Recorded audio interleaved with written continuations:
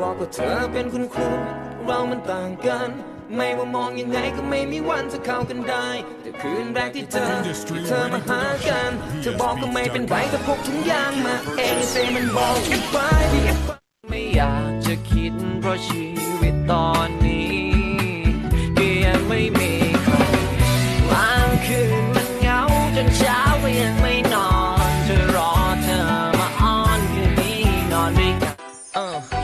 เกลียดเธอใช่ไหมเวลาที่เธอมองใคร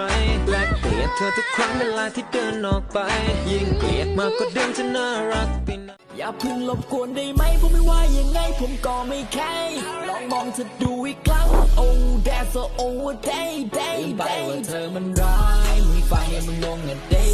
ชอบทำตัวน่าสงสารแต่พอนานๆระวังนั่นก็เพราะรู้ฉันรู้ตัวฉันดีกว่าใครรู้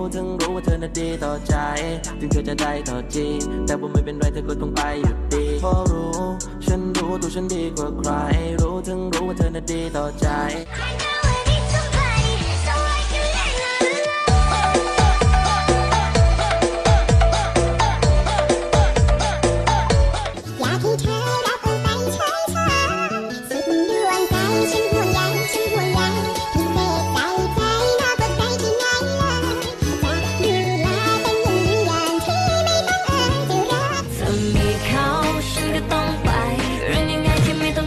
จะเข้าใจ